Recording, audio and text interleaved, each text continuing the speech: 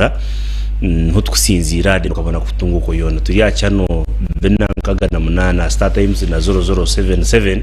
ari yabari ahazuku then of course abine free air decoders abine GoTv nubar mutunga live and career then radio 5 kuriya irakari abantu yera muri Afrika mushanju DJ Kanyama nabana kitwaraje mbwenu all said and done at least Afrika buhango bw'abantu bwanonda kutureba riyare no tureba guno murundo twatyamukaha neshonga nkabutosha ukutakwita far no kugira kutwayembeki hangere kandi pano eroho inufur bashtamire bahereze nabwo icyo nduje kwantugezaho okumugamuga omushonga nyecakare twine press conference ya IGG honorable Bet Kamya tuwomwe na misango neja kubar hariya media center neja kwa nagambiri yanga no turiyo kugezaho kugaranzura corruption naho murubuga no kugitera mu toki konka nyinshi press conference ni nkuru munonga ako bine kumanya status yembero kwe harumas zo kugezaho ku barabantu mu Uganda zabirekiriya y'ubos no shote nenda kutubara na niyo ningira abantu ntezo sente ningi munonga okutubara tuyaboro kumanya tuke nyina borigana bungi uzakuzerete zo kahagabera borigana tato kujuti nyina borigana tumuzireta mukazugabera borigana kikawa but of course hangari in statistical plan ngira abantu abero kumanya ni international standard we must know how many umanyi size ya Katare demographic seasons yamba investors abaje futasento mu Uganda na agenda kuza kure miliyoni 5 z'abantu mu Uganda so nekintu kikuru munonga nabo cyo kubara abantu kuri around the corner nazo zimwe anshonga kuru estwine want to reba then mada ikwekangesho kinjiri hanga ya delete now katanga na igendo mu shokoto no shoti elione kizaho ku royals bagezo ku kutungishye kitufani kimucyonka no buringaniza justice arwena utarakozera ikibi na justice arwena wakozera ikibi that's all we want or say that Okubiri is back in action twati yakugundo murundi ona kigezi kubona mugagiza ramushahidi afashatu ko cyo cyo live and care promise why ye kwa sele katunji tuchiri kumuruka kwataka fundi kizo kwataka kukatumba aso andika muzina gawe namba Yesu waheze ugiro na moto kayitu nari kwitu turarumizwe weta bomkazano hangura smart TV zo hangura magaro hangura mapichangu n'abanyingi muno Christmas ugitaha mu November kabos welcome back at ya mjaha kandi bazo n'abagenyi betu mukono kuriya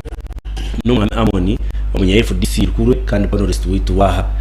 mushija na wote yita fara Okubiri na nayihanga kandi amuntu bamshebera ushaka back to introductions later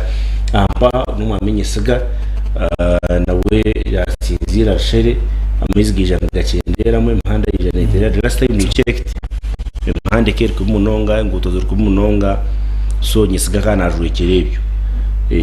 akana ajurekere ngutombi abinamatsuko tari tumureba aha tena masaka kugambira gatagera gata so yahindikira kanyabanyegiro kamunywano wanje jonane grand big up bakoramutya so aha omamika kuri yasini akaya yapiyarinjira aha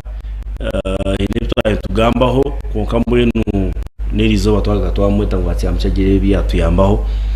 most from topics to nerizo chairman wa NRM Amira Obenatangana and vice chairman wa NRM Mtaka muri televiziyo na buku mwameze irumwe na ariativa mpana areba nyetera Oben full chairman kwaraga cyahurira kasoma mukasheshe ngo mukuri yokozere ho yebare ekisanye kirukwijja tuzakugeza ontere tuwagaraka aho no kuratangana ko futanga kuyaya na kana na mekiri kumaisa so mwamera Obenatangana and vice chairman mwami zeire cyo nacho collecting ni vice chairman ni kachimba kuriya hati chimba ko kugira ko kwatenze yo katwa mweta chairman ajya to wayendeka akakacheni marwa nako nkeija takampeza so twabushe Obenatangana Oben na yebale mnonga kutoyinga ogondo muronda ashowe tuzagamba amoni turamutiyo kachidenture first of all amoni akaferwa kayanga kulika kandi kashasha na uriya wase kumuzikiraho ibintu imwe biturenge bitsimekora turabaho abo kujya mwensi nene bitegera mesho mnonga konka umama w'umusore you lost parent tukashashane Okubiri na Sky TV tukashashane konka mwenu turamukireni turebe tukomeze abarebi ba Sky TV n'abatukiriza musebere kunje amazina ayesgo mwamone rubarema enzaro ya karamurana ngoma kabra town council bwana moderator eje wiki ewoire ebirero mu binji kuko kuferwa no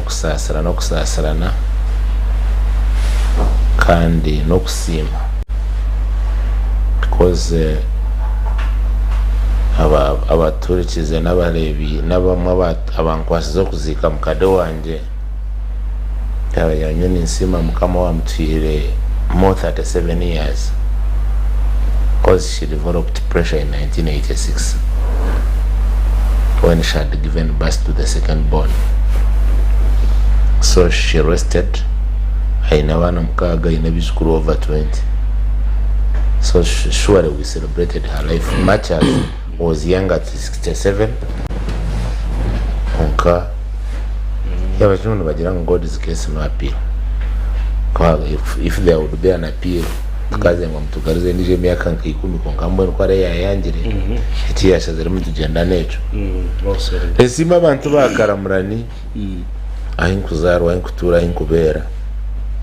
abo kutuberaho rubarema family sima abantu bona ahiru barema yakolire obuhereza abo bwa church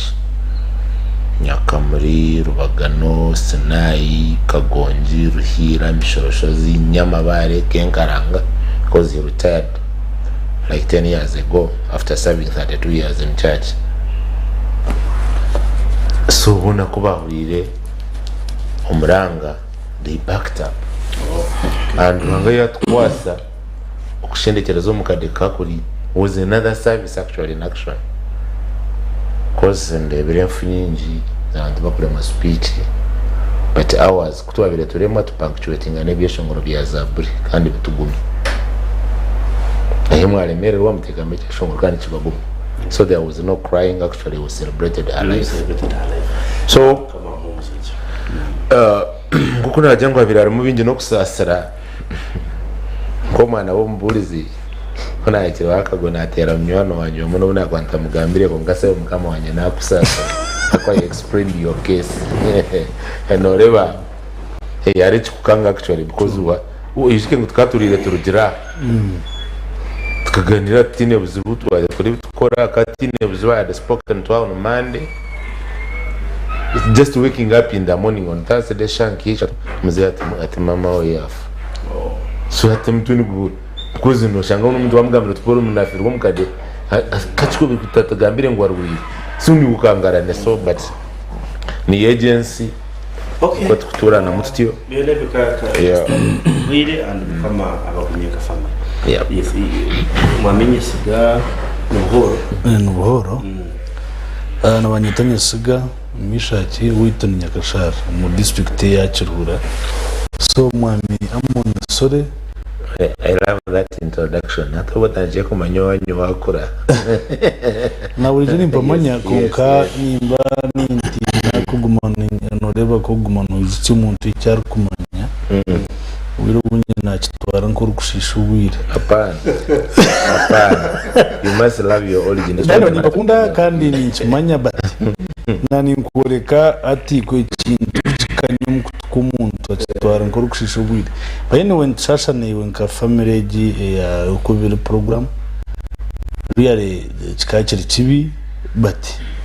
Nibiye ibintu kutukuraba mututimwa Paulo n'abatukizi na Pronsi bagenzi banje. Nabo kutereba really nitubendeza umwazi w'umurungi kandi nitubendeza ukututega amatu. Really twabatangirira munonga. Yo bari munonga. Okay, Kakuri Yasin. Yes. Na mijina Romuyaga ninga kazahid ko tabikoze na huno ninga semba buri kuyo mutawo noreba toyu siyuna kani abaye korujunje bari mutekano sa program amazina Kakuri Yasin mutwire the media activist wa NRM for almost 20 years kandi the member of public accounts committee as a district kandi nawe the member wa general General Assembly arikujokera Abasiramu bacu ruhura nakazo Parliament y'Obusiramu Kampala. Ntuyire mujina mazireyo ebiro 3 Paul mujina niyo nsi yanje niyo gombora yanje uko kandi tutomo mu twari twendeza kazo abanyamugina bakwakaru kazo niyo district so ntuyire mujina tinkaragaga mujina by the way semba buri nkora imirimo yanje yo kuronda kasente konko bwiro bwinji ni ngara mujina no manyati twe iturukora finally hakakire tuhenda twachwira ubutuze ndamazima ubutuze nangwa nabwo no buba buriyo konka kandi tuba turugire ayitukomoka naho n'chukuru by the way nkatandikayo na initiative mpango ya man erumwa abantu nkarunana ne kore mu minji munonga yo kureba ngo netungura abantu nebiho mu mbere yibarumu kuba to mu mbere ndijo so bwiro bwinji nimbumara umugombora yanje mu district yanje like ukine kitega cyo kugezaho kwa buri tkagezaho munonga ukabana batuteze ko Echiteka teko tinka kugira ngo shirarigireho ahabo kuba eshinabire nshimye gukora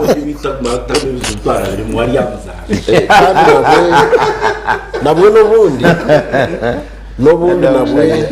aho kushagira echiteka teko cyanje kiragumiraho eshinabire nshimye gukora ubwiro ndiyo mwebembeze no ntararabire mu tinkaragaga hamura amagwacu icyo ndio ninkora so ekirije cyo nashiranjanye sereze ninjagumiza mutinkwija kutandikira kuyo ninjagumiza mwako nyoserere ikoresheje wewe omwambira wo enerebere takashora takagire kunangwa takagire cyuburiri takashora ari mu kashongere irege kashongere ine shongane na endebe murazigite ninga no manya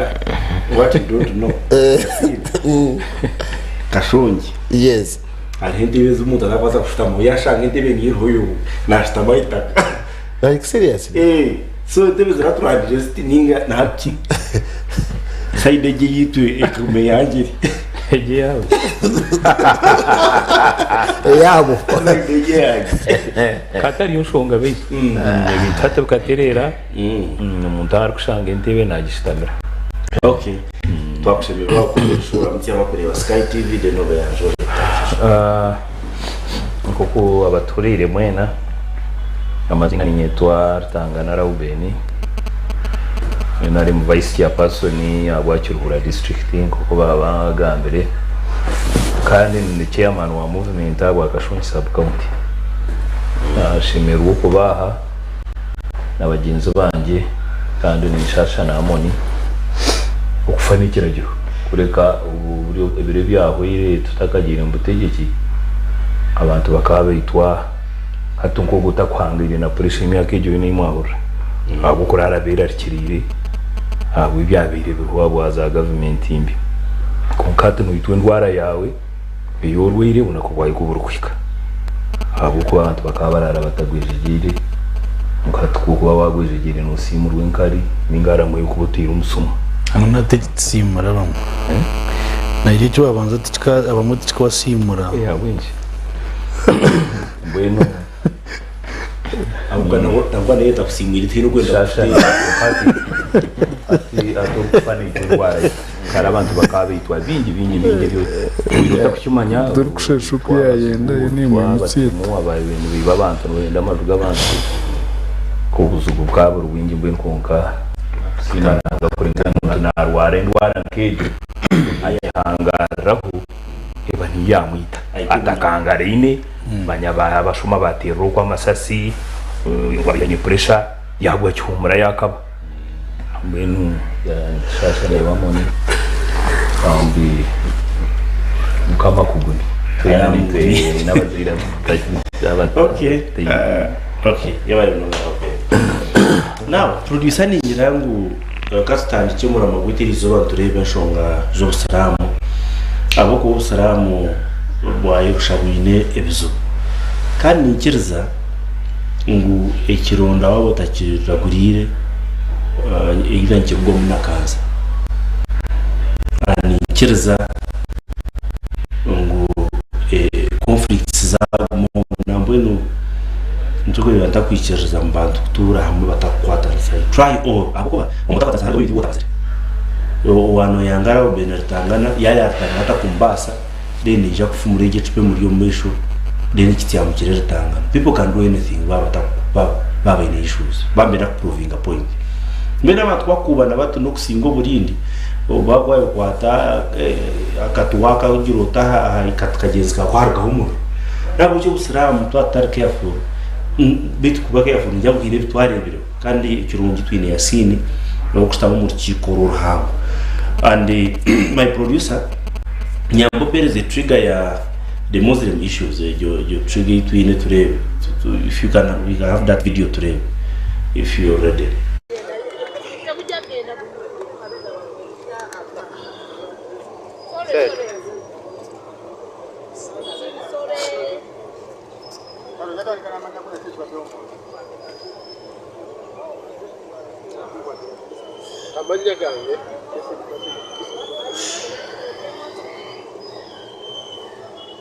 By names of Okubiri, representing Shirura Muslim district.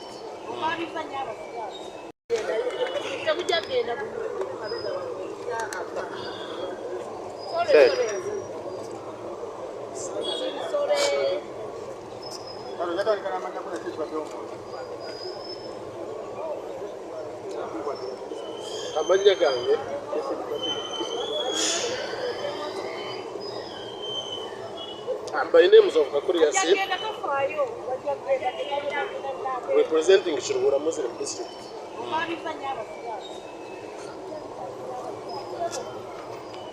I don't know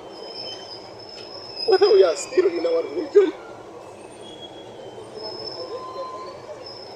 because when you read the Constitution, Article 1, Clause 1, it tells us that the General Assembly is the supreme body at this Supreme Council. But for the case of our leaders here, the top leaders, the good chance they have, for them, some of them they are spiritual leaders, but for us we represent our Muslim communities from the districts, from the regions. Me, I'm here as Okubiri, but I might be here representing more than 100,000 people. So we don't know what's going on. I have been in the house. They sent security officers picked me from the house. They are not telling us any reason why we are put out. Sorry, we don't understand. Security officers, they don't want to explain to us what's going on, but I want to assure you the Muslim community. Members of General Assembly, Muslim community, you know the outcry there. All the Muslim community have been waiting for the General Assembly to see how they can handle their problems. But now they are select some people whom they think that they are going to talk something in the house. They are chasing out. They are chased out. So, tutumanyi checho kuddako naye njagala kubakakasa nti Obusiramu bujja kusigalawo era Obusiramu weebuli tugenda kukola buli kimu kyonna ekisoboka wadde mu house eyo batugobyemu ate nga fe abalina obuvunaanyizibwa eyo house General Assembly egiinako obuvunaanyizibwa naye bali mu kudduka ebyo bye bamanyi tugenda kwogerako because for us kimu kye batugobera we are saying that we don't want to discuss annual General Assembly today. We have to discuss a General Assembly which is very special, which will talk about the current matters. When I talk about current matters, you have hearing us in court. Justice yatu wangu domusango mu court tuli bakusasula billions 19 ne sente ezigwamu. Faba ino okusala empenda ndo batulaga nti agenda tugireke mudde kubiri twogere ku mbeera ebaddewo bulijjo. But you cannot discuss normally when the situation is abnormal. You cannot. Tewali sobola kukolebwa kyonna nga tetusoose tusolovinga ensonga eriwo kati ebintu by'Obusiraamu bitwalibwa abalina obivunaanyizibwako yeffe. Abasiraamu babadde balina essuubi mu apiiri gye baatadde mu kkooti. Yesterday mwena mwabirudde bannamawulire apiiri baagigobye era ne balagira nti omusajja asasulwe ssente ze with costs. So tubadde wano olwaleero nga twagala tuteme empenda sente ezo tugenda kuzijjawa tubuuza abaaliwo by then because bakakole ebintu bingi bakola ebintu bingi mu biseera ebyo bakoleramu endagaano eyo nga baguza mwami justice because they do so many things with like three legalities they sort, they reasoned out and they lied the community because we don't know what exactly how much Mr. Justice gave them. Ensonga ze tubadde tulina okwogerako mu house olwaleero naye bapiikinzeemu abo be bamanyi nti balina kye bagenda okwogera kweza ensonga era ne balekamu abaabwe they have their team kyoyogera ekigambo oba kifu oba kirungi ne basituka Allahu Akbar we are praising Allah in a wrong way ekintu kifuna you are standing Allahu Akbar you are right no for us we are not here second each and every one ngali mu nsobi ate na kino nakyo njagala nkikakase bana abasikulimu abali wano tetuliwo lw'amase yaabwe tetuliwo kuba nti balinga abatufuna tuli wano ku ddembe lyabwe oba tuli ku kusaasira kwabwe we are not here lwa kusaasira kw'abakulembeze abali wano we are here constitutionally our Muslims elected us to come in the house and represent them naye buli kimu you can see the intimidation here. This intimidation all you are seeing here is just intimidating the members of General Assembly.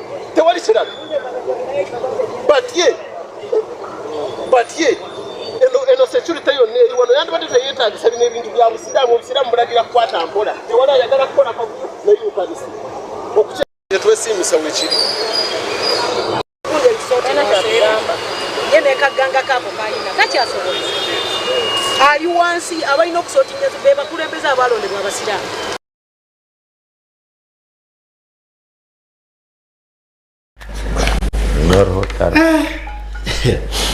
orujungu yasina orugambe rwawe wagamba orunyankore rwawe wagamba oruganda rwawe so yasi ari tu problem bakuraba baraba muzikiti ahero ninga politicians after yumbire wakaruka re bavara amakanzu bakubrandise biramukeka amone tiku bakunkai no position biku ba position baira bakunda ibintu bavare mfira bare kanzu hasta manka politiko gestia oyire bitu yasini ni umuntu kwasa kutugambira amazina and indeed na harya umucuga niwe rwa dominating amahurizo rero so yasini batise niki kiri cya ikebero Abasiramu kuterera where is the problem kandi exactly uko izobiri akaho babare mutekano sa program Abasiramu boroho butwireho kandi nubuza kugumaho kuyaho bamwe muri twe natugira ngo apana hari umunshongeze uri kwenda kuterezwa Abasiramu kubasa kugenda mu misho bukuyamba baburumu Abasiramu bwitu butwire mu issues kumarobwire buringwa konka tukaba twabire twine ngo buremezi bwabebembezi aba bantu baronda mu rukiko rwareba ababire batakwikana na mutindo gushemerere kwa n'ugwebembera abantu so mbwiro bwe hafe bintu binji Abasiramu babireba bahunama byabura babigambaho bweno mbwire buce enyumaho twahindura mu constitution yitu twagira tinga umuntu ayine kuba naza mu parliament y'Abasiramu ayine kuba nabaye no bwegese kwingana buti kandi ayine kuba nabaye no kwetegereza kwingana buti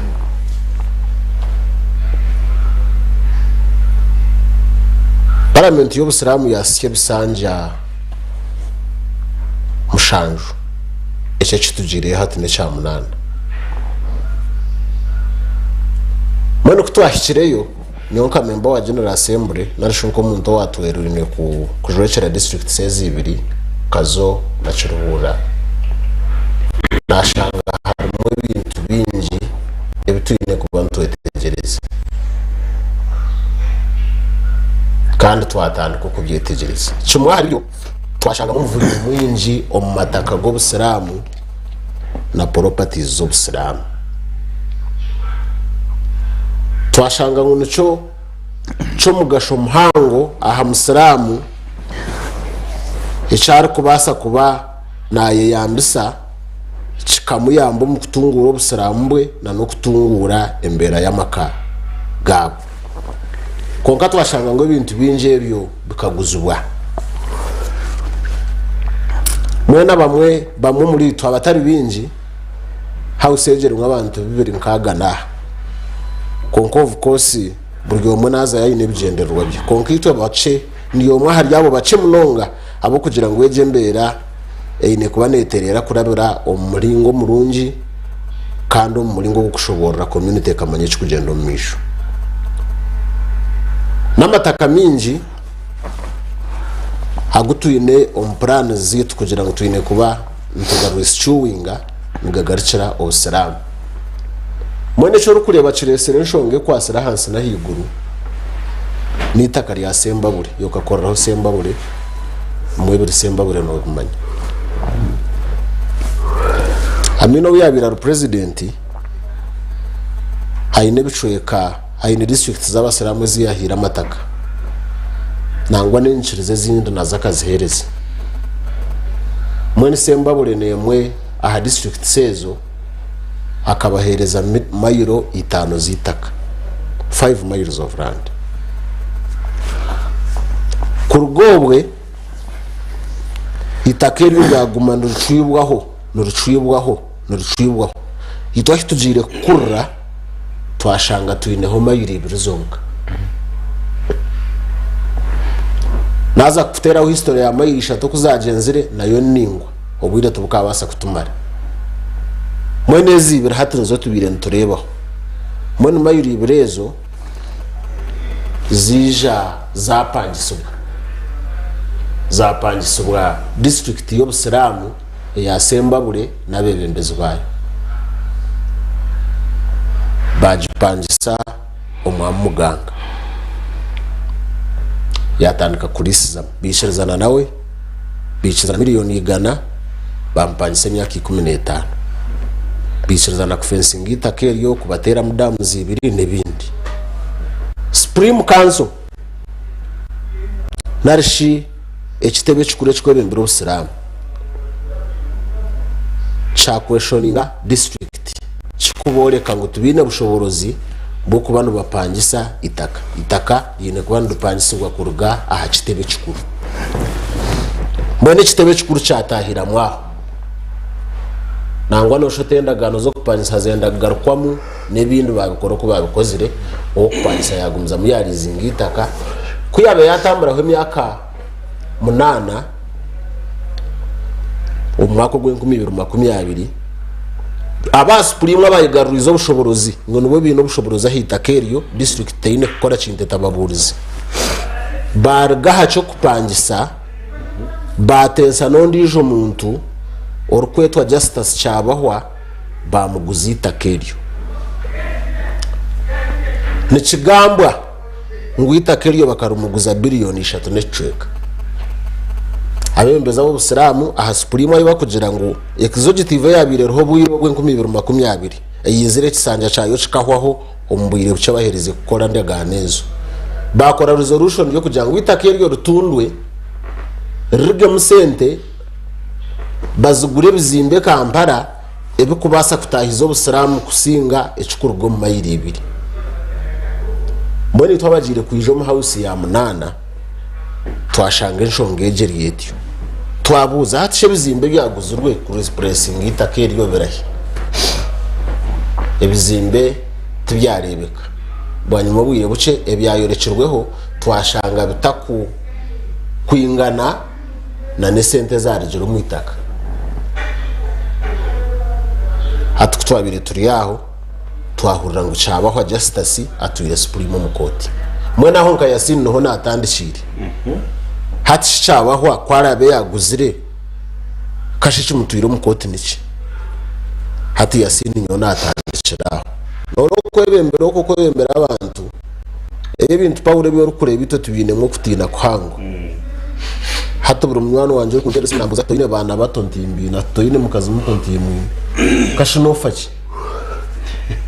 kintu kashinakora chat kashomwe tarimo kufa konka nyonyi no kwicireza kugira ngo nasindu kwabantu ngo mbebembere ni impurra najira omutuma w'umunafu kugira ngo nyeshereke rumchinde kitakuyamba umuntu wundi ni nyebembere at least nangwa nobwe okufana imanya ngo kure twarahanga ranga yashara mu ngofe no jirota nofa mwe naho natahire mu ngatandika gukora research na bagenzi banje twashanga ngo justice cyabahwa kuyahirize gurita keriyo kuyahikira hitaka yashangora iyo abira yine horiziye y'emyaka 15 ero kwenku 2028 yamjira titaka ndine hendagano nkarizinga endagano zangenzi mwene ukoro guziritaka oije 2028 nubwo twarashi itakari yabo haba hunde nemboko nyinja haba bayerekana amana akabona bakabine sente owasinjira amani yapondoka justice cyabaho yagaruka mu Supreme Council atumukanguzi karumwabire mwari zinjiro ndisho mbwena mbinjiremu mu ngarure esente zanjye bari abamgira ngunga tereze myeze ebiri hito ntuza kwihira mu muntu ngo mwitaka ntuza kumugarure sente ze nozo mwitaka ryabo justice yabakore sendagano yabagira ati emyeze ebiri kwera aho mutangarure itaka ryanje justice cyabo burukwezi obwiro bumurambare ntagarikira ntatwirita kariyanje imunja kwa nuntera mu 12%. Supreme Council ya signing endagano uriya yajibika yata yahunamira bibirugumwe ibirebiri ibireshatu cyabaho yagaruka mu koti koti kamasho koti yaruringa ngo bamucompensating biliyoni 19 n'ubusento bukurenga Supreme Council yamarwa yayapiringa yaje mu High Court nayo bagisinjirayo batsinjirayo mbo n'umbugufu justice yasingo busiramu batwereze bero 30 kumushashura biliyoni 19 twataza umushashwire bayatacinga properties 8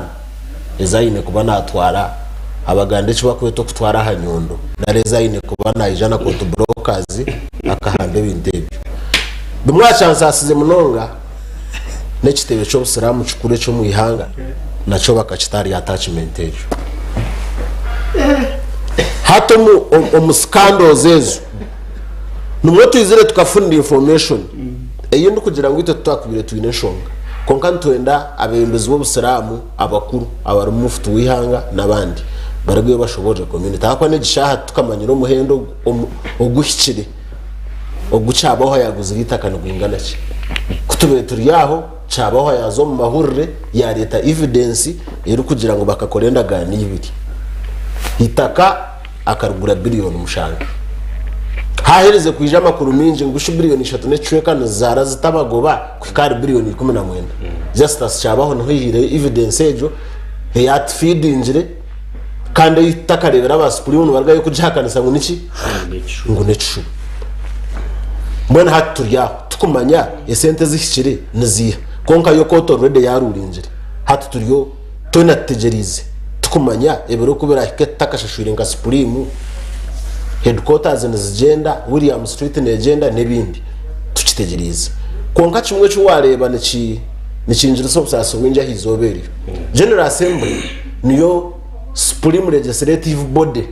y'Obusiramu mu ihangeri hine kintu cyo nekine kubana cikorwa kitarabire mu General Assembly mbone kutaye tuyaho bayita General Assembly baresere batsindikira agenda no budget na advance hakubure birunki 15 twashanga inshongezo zitarahagenda takuza kuziganiraho konka nizo ziri mu public kandi nizo zurumu n'inshonge yone twara properties z'Obusiramu tiri mu nekitebe cyo tukiciraho yagenda mwashanga ngo kuza imamu aha twashanga ho ebintu ebirunome byabulijo okutenda lindo katari hati yasinaho niho nimucire nkagira ntono nkekwatana bagenzi banje tukahandikira chairman tukwenda ngo agende ejo ehindurwe bunambero icyo bayangire gukora so ito twashara mu kwijo mu house kupresentinga inshonga ishimwe gwana zipresentingwa agende ejo tukajanga kifuba tukikirizana n'abasiramu b'General Assembly tukadiscussinga current issues icyo barebere bakagira ngo no omukasheshe ntuza kuzo mu General Assembly twafuna information iri kugira ngo abantu batana bari ya list abatakuza kuza mu General Assembly niyo kunahirize kufuna information ejo na za supreme that very day na reporting in the evening buksheshere General Assembly na reporting icyo mugisha mu nja list nashanga batanyihireho bampe bukoresa byanje bampa nebinde bikwetangisha byona na transport nebindi nata umukasheshe ni jana bagenzi banje kutwashira ha gate bo bakoma babazubiro kutaha niyo kugira ngo kabandire registeringire yesterday so security yafuna ubuzubu amani because nkana receivingireho bimwe habukoresa ebikunchiriza kuba niyo mu house that day so natahamu nazo mu house ubwo ni kora byage yes natahamu nazo mu house so kunabe nakiciro mu house hijaba security nabe ntakumanya abayibajirereya banye yanjurra mazina gabo nagahandika ngo twenda hero nabagira nti nyoni ija kutese zo Abasiramu tinshora naje mu house so bagarakayo ninjira bagambira yo batumire hatogwa kabiri bijana mani minji babinga abanyamahurire nyatuye n'abanyamahurire mnonga nareba babinga kamerezo nyine cinkusensingo mu magaraganje so nashora bantu mu office yibantiremo security control room nagumayo banyuma yishahe mu nabagira ntumungambira habo akindi ya bangira ngo twende ubuze kintu cyona ko kato kuza mu house so kafuno kusomoze kwa kwamani kushanga ngo nkaremwa kucishira abantu orine kandi naremwa kugamba hanshonga ezabire nshasha abanyayuganda shimwa habinde byanshasize spinning yakari shobora ngo tuzo GoTv yabireho ubirobo ni yasigera yakora resolution yo kutunda itakeri konke shanyerekire ngo harumwe ibintu bitari mazima ebikwete ngo kuterezwa bamwe abayabaryaye kuzo GoTv bakahotoko mu General Assembly nabo bakabarurude kuzo mu house tukumanya ngo turabashango mu house ntuza kubabuza iki mukashikora mutana muta batushobora unfortunately nabo babazubira kutaha so cyo nchikoreka ngo hariho ekitari kirungi kandi cyabebembizi bona batarakumariye Uganda moni ngishinkuye nishaba Abasiramu abo kutembera n'abari ya heroko tinkwicariza mu Basiramu kugira ngo mwije mwerundana hakitebe muze kurwanira ibintu byanya mutugiremwe amasuko akwa mukatoronda ntuza gukora buri kimwe cyo kubasika kureba ngo enshonge zo tuzosorting shaka yes kandi nishabana headquarters nabo umwami Paulo obwiro bworo koma kunyinjirizo muntu obutagambe cyari kwenda gamba oyi nico uri creating nyo ninjira ngo tuzo mu kishenge citu nkabembeza ubu Abasiramu eze nshonga tuzukwateho turebe ngo tuzusoro icyo gukora tujya kuzizera yes kunka twakubiro ubona aho kuba nareba nashanga ndibaza ko ntumenye Abasiramu kuva nashanga atari Umusiramu sure so nani mangu za kutuyamba okutereze ibabu in fact yes ora batini cyo kuteza ko katungiye facts ningashe atungiye version not facts ndageta mazi ko katungiye line yawe wiza maybe amoni takagira phone call amoni gishongane ya is it a moral question, is it a political question, or it's a religious question? Nekibuzo cyo buntu nekibuzo cy'edini ngenekibuzo cy'ibyobutinyi eki kufoko mbaya siniki njo hayo cyo muyihanga where are we wabare mnonga moderator kureta ishunonje you see framers bihanga Uganda kakora turi abantu bakutina ruhanga munonga mbatwereza moto ya for God and my country. For God and my country tegekire gihanga kwekero myaka 38 interrupted yatanka kugira ngo twine muba dead gods abakwenda kwika kuri baranga mwana bajyana batayada hano bastamana ejo mu 2018 tukara St Peter's Church of Uganda mu ndeba bakugihenda era hakarongo takaba kuba kutakonka no kukasigairo esatani dodoviko urira ngo kagurita kariye kanisa dodoviko nangwe urira nangwe hatari ni Emmanuel but dodoviko nawe satani justus not Yasin not Ramadan aguzirita kariyo bunyaga liyo Abasiramu haza ngagira mnywana wanye nawe barakira kutugambira kajya ati probably kana tundi mano yagura dodoviko so either way kangira mnywana wanje omugenzi katunji nawe barakira kutugambira TV umuzigiti nibiribo Abasiramu ebiyite uruze cyanya mitanga mutega kusiri kuri ba Rodoviko bade udanta bade Rodoviko nene nebya hari yo mu ruharo ningana mirende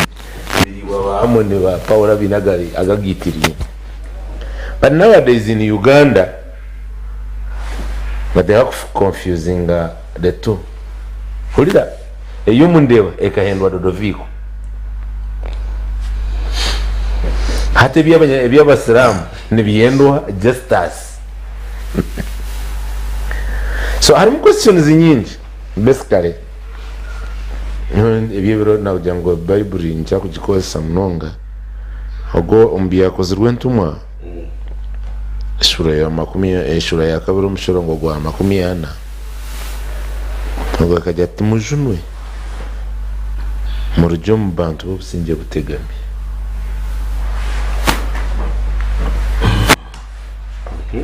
ntubura tabita fakti wa so libro with the land grabbing currently at its peak. Fact solution tukujango tabe ngo zaho beri brongo babesije hozo ko ine timi y'abantu batano batwaraho bana ni ho asenikinjire bakuyeyo bakwata ranka infragamento del gito bakutiza bakutayo ko muka kuzirwa barakubarukurwa kaza kazo kashe okaikayo ukaregisteringa uriyo toriyo. You see, and these guys have mastered very many things. They have mastered in many things. Kunga kuba kachita kabwe baba mo viral ogoku ya kigamba Austin sa Fredomasho idami ndada tuya kwasiro bwebembezi yamara kubinga abajo abahindi yagati ni mayinjirizina ishatu Protestants, Catholics hamwe na Muslims, the Islam community. Ya kwate myanya mirunje y'abarebiro fact y'abanyakatolika being Christians no group of Protestant kibiroza y'aba Protestant aro church house then na mapera then aba King Fire Press and then I mean onkora abanyana banje bako bakastinga all sorts of cases akita bishop mwichatiwe yes bishop wundi nasako ya filo kuyafi iwo wahenda church eri mabantu bingi no witach bishop omwe ako bayisere bingi no iwo wibita kariyo muzigiti edi kuingana amataka munana no jangu no hezire mitima ya bingi bangai And why should we at this time to comparing the two after so many years? Sina Bible nechigamba kurungita bakwicaza mu Kristo ngo too much love for money nibyitaho mankind. In fact, the sitting regime mwebare mnoga ebimwe biture tukugambira abantu muri yo mukubirugaye open kubikora abagamba nogo because yati ngeje cyati n'abangambira yo mundeba when it happened n'ababigire kushamara kashishi bahenzire cyaki kiboko natiya gase yibarire desinge iyi sini yari hariya udra bahenzire cyaki people are bari yo mukikangabwa bahenzire cyati ni unugira ngo ibirigizire ki ngati kuragara nkumuraro ukahenda akasigara karongo tkonga okay uzabuza ukakwata DPC ukakwata OC station wanaya by police post ukakwata ba region kana buta bakwasire because later on they transferred them, they are now in service. Konkiu karabye hechawe one harimo ibintu nkabibiri, the divide and rule part kugira ngo obwo bwonko buke naza kuteka ngunyesiga kwize kurishana hariya kwibitaka liyaba Islam, meaning the Islam community will go against the other team. Kugira ngo the Anglican Church will think bad about the Catholics who have taken their land, but when in the actual sense it is a clique of people, just a few people, baramugamba noko, because tokwimuka a normal understanding human being ukarumba ekanisa ninge kerezia ningo muzigite echa mere cyo wabo kubuza cha question of politics. I've always told people and I can still say it. Genesis chapter 1, Genesis chapter 1 verse 26 nashi enanka okutandika isura yo kubanza umushoro ngo gwabirina mukaga ruhanga kwiyamazire kwanga umuntu yamutomunsi kuyamutira umunsi yamugambira yamuha obushobozi ruhanga yamugira ati katuhanje umuntu omuringo gw'icyo ashwane n'icyo bate giti by'umunsi eby'umunyanja ebiri kweguruka umumwanya n'amatungo n'ensi yona nabyona ebiri kugenda isenda hanze. So you cannot separate religion, social life with politics. Politics is the determinant. So if we had clean politics, actually, and as I wind up, if we had clean politics and leaders who can listen, although we have rulers now, bakabire bakureshonga ezikuruma abantu babulisho, because utajya kukakwata Yasin nka Yasin Yesu kakwata Yasin kunguka kwata districts, and to make matters worse, the first and second districts. Thank you. So districts ibirtazara kikirgade. No, the first and the second district. So story ya Yasin wahora Yasin pia tuletibitwana. Yes. Koko ni wibwana manya. What do you pick? Ayebari munonga nyenda kubanza kuhaburaho mukuru wanje Amon. There is a difference between politics na n'ubwebembezi. Ibi bintu bibiri bitanu. You see politics, uhireho okutucetegereza politics neza robwebembezi, yes. But koko wahiro mubembezi waguma politics hata on tuguma tutakwetegereza. So we have to be very clear hari ejenshon. Twazum politics, some process ya politics yo kutora na bebembezi. Twatora na wishemwe Amon nka chairperson wa maybe wa LC5 Mbara district. Wanyuma yo kuba chairman LC5 kandi tuko expecting iwe kubocheri yo mu campaign, we expect you kuba no delivering ichitwa kutum yebare munonga wa wachetegereza politics kwerera ati yo kumanaging society so management ne ko bomka elections no ikinyendo chinkwenda witegereza management ne ko bari burya no kuragaha quotation yiwa gamba quotation yiwa basing on the quotation in the Bible you have quoted for us tell mu kigambo politics because in the basics of politics ane kigambo cyo rurungu ko kitematema mu harimo kigambo kimwe cyo kwetwa politicking nakagambo kace akakumanyisa ngo nicyo rukumanyuri no cyehuzya urukwenda ngo nicyo rukwenda kurabyo thank you dana shonga ya Yasini na Abasiramu especially itakeri ya Sembabure harimo element maybe abanka timing anta nago sichina naza kusana kibi but po tera mu kisano ndi mwana wa Rutangana for example Rutangana ya shoro rent ya ntubuseri Paulo wa Mpente you are getting me Paulo wa Mpente kuyaberira umuka swati we wishe muri Tangana ni yari narebera mu ntunguka ya family ye yitwe nkuru that is what is happening with the area supreme area narebita kariya particularly Sembabure district Muslim community nkirikuza kurete ntunguka maybe yaremere kare for example if I can term like that because kuza kurga kare itakeje ruturaho iwa munju tararuguzire this would be a question going to Supreme Court I mean the Muslim community area pang imwe mwarebere kare ngo karga mu bizimbe abunje mwategerizi twe Basembabure kurupangisa that is where that honaka vyo karine kareto itwe namazimati ya ahansi yo mutakogo gwa Supreme Muslim Supreme Council mutura numurebe itakere kurga bwamina bakiriya you have to mose numurebe then abonje namutegereza obutora rizingire ngumbe nubo twaza kuruguza kandi tutungure that would be a very good idea kugira ngo ati itakeri ni mairo yabishatu yabibiri abonje takurihindura mu bizimbe rekatsitahizaji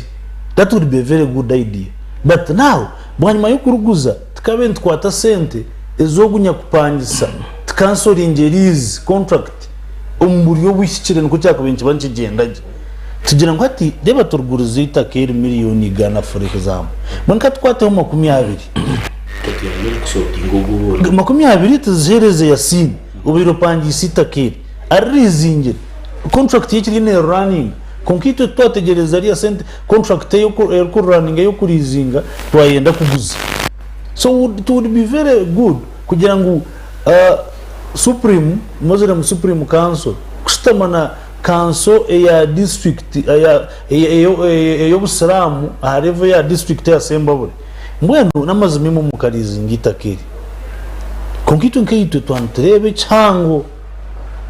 not coming and say it to gurizi you are seeing where the confusion is coming from hatchiri nkoko ku council ya district ya kuberine ko itakari ya district namazimana rero itakari ya government then ukareba speaker wa parliament ariye jana jangu itwe nka government enkuru itakeri turugurizi you are seeing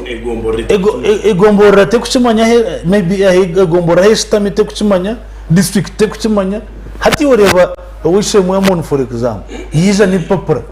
yiza ni chap nyuba kanguza then business yejebereye ne korwaho mutakaho iyo giteka teki iyo ginire nteka tekachi so atibyo nabiretwa unoreba ikintu cyona Paulo n'abaturikize n'abakutureba n'abamudureta ba panelist bagenzi bandi ecuzo bashona ikikorga n'umuntango yekintu ko wakitandika because kunongera ngo buri maybe nyamwabazi yo let us say nyamwabazi ubu wishe mwe justice abinaza gurita kana na Supreme the Supreme Council ngo Supreme Council ke jastamana na maybe abantu baceta wishe mwe Yasini ngo gastamana bahansi yayo yabajyanguluko tinza guzitakeri nabo ba presentinga ibirine bikorwa umuitakeri hazo buitakeri muguzaguza hariho Paulo ri narupangisa haza karupangisa ubwire burkwingana buti yatshashwa sente ziri kwingana ziti mbona katabanze tuganire nawe turebe ukuza cancelling age kuza terminating age contract ya lease nicyetenga costs zikwingana ki then nazo mwana muza kutwanza kuzita keri yo kuruguza amon tumuhe atayongereho zo sente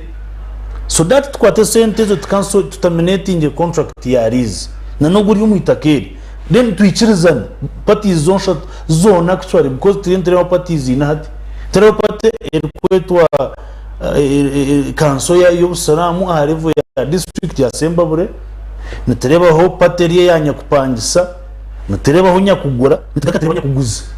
certain to actually ikintu confusing kugira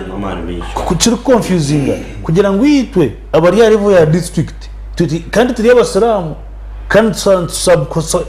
subscribing umusupreme kanzo kukati ndi jangu bakaguza. You are hearing that statement. Mwaza kumangtoine mana nwaza yufukika bakuja mutofta. Maana ni nkwizira mangwa basheme kutunda kari uko. Ekikurete cyo. Atko kushika kugira ngo hati noreba Paulo n'abaturikiza no kutireba. Nicyo kiri ikintu cyo busasa munonga nkatwahura statement rukurwa ngo waratangana. Ewishe mwera ubenu sasa rukose cyo kurebera hoye. Nicyo kiri cyo busasa twantuganira nkanshonga za inaremu ya Kirhura district. Ukaburanga statement rukurwa waratangana iri kugira bakagira bakacwamu. You are hearing that statement. Ni ukabe no jangu tukacwamu haza bwanyuma yo kucwamu twakora nkensho for example kandi ngo inensho bi ahizigenzere ku konka wahura muntu na ati wahura nkayasinaja bakaguza. Okay, so that is where the problem comes from. They were not involved mwe bare munongo ekishane cyangwa nyira tukitera cyane cyangwa there is a lot to discuss utarakoze reke utarasana ngikiri wa batarho ba vire bagambira bazima but nyenda kitwari cyane cyangwa wale bahari ho y'Abasiramu na kunorevo batu inibuzo bitutene answer kandi usuro tato obuyembezo b'Abasiramu boho kayene ari mutu mwishongana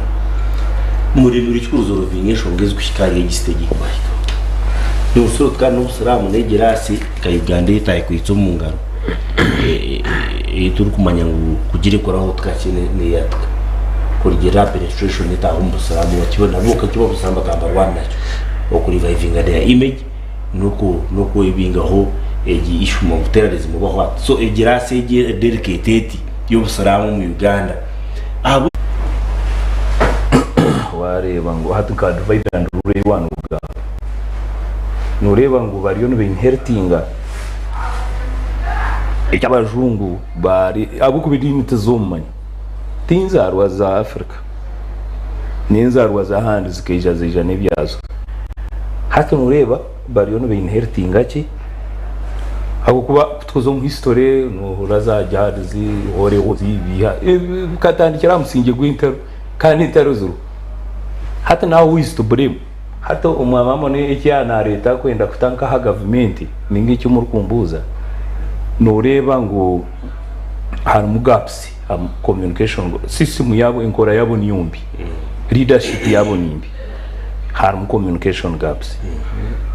ati hierarchy tarho chain of command tabakumanya kugera kuzo steps ezo zona barga baza kushanga ngo system systematic bwenu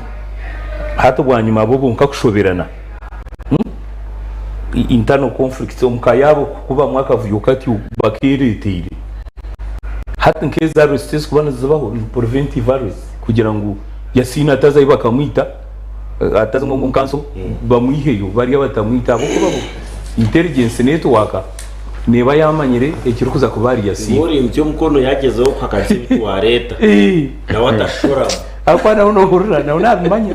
yaje kuyarebera aba muri call it off kamera za ati nyona abimanya atkurgira ngo babari abazubaya namba bakora kugira ngo babari abazubaya namenye muko babayizire kwera ababo nkabirutira ikizuba hata government netam kandi kubayamba nukireba kuko abo bari no inheriting buriya origin zaki zengi zedini hati abajungu yo hati na colonialism no bwera yagire ukonkaro colonialism mente yabo urajyo neba nebera umunekora hako bahine nurebe bikuru byari n'ibiri yo kandi hako nibandi bakoragana nabo bakunuya no bakubano bari ya remote koroti hati bari no shanga bakagambana abakuru kubashitame bareba nkeritaka eri under utilized resources zibirizo yazo muri kapanga babara bareba bareba business habwe ko bareba business kandi yabenije ko yambaje bishigiye ibyo resources iteri under utilized kutwakukora tukiya mwebi bagireba bakora mu ibintu development bayizibirizo itaka ko Abasiramu ko zigitsintuendeze hati ntwena ntusaku deployinga Abasiramu bagume basari nzamwe mzigiti abo kitakuya takoreki takoreki twihamwe iki development hati abo kugira ngo communication terabeirege tubaraye imvurovingire ki committee zone bari yabayihereza ubushobozi bakora decision bakora iki kiro konko umuringo gwire hata abantu cyo barkufa ahako batabara imvurovingire iki kiro umuringo gwire hata nkwaka kavuya ko uri kureba government nkwere kwizera koko kureba uri kuza kwe hano ukamusharamu hariyo naza kuyita wahirwa wamreba wamusharamu konka ti ukubumhanikira namone ti ukubumhanikira kandi yo kumugurira umuntu n'ubafite mbega wese kubari wari utukoze tware hati Paulo ibizubiri yo munju y'Abasiramu hatwunka kuba kweza kushoberana government ija kubashobora nambe ntatinyo ngira ngo obehire Yasini umukanso batamuterere mbakamwita no turantre natongana narwana nabo konka ece bamurinzire nikingi prevent virus stage n'ikintu cy'amanumanya ahubwo umuntu nuyawamagaraje ntekateka government hate nibeta shitami nete kukure ngwabaho singe kandi bahabaho reconciliation hasheme kuba mu reconciliation drive hati bakareba ngo bagarakana ba bridginga zirya gaps bakora ibintu byabo kunka bremu yona iyo muje y'Abasiramu mama munye okay kare ndashaka producer n'intwayiro beno ndondera mugenyi wanjye undi jara ine kora mutunge you let us know but for now so Yasini hatu mu kitangaki kanu suroti kubera y'amategeko yakirwe risari mwita numukiza kutanga kinawe nonda kujya mu billions zimushanju zikiroho nombu zakwazikiro mwaza kushashura 19 kushashura justice